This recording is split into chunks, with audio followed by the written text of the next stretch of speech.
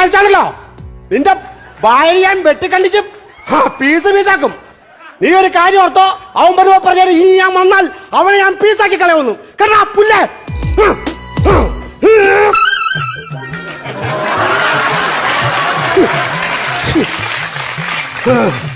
എന്താ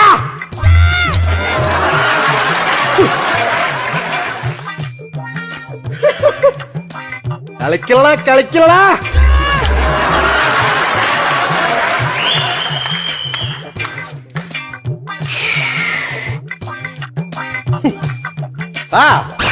നിനക്കറിയോ നിസാരം ചെയ്തല്ല ഞാൻ ചെയ്യണത്.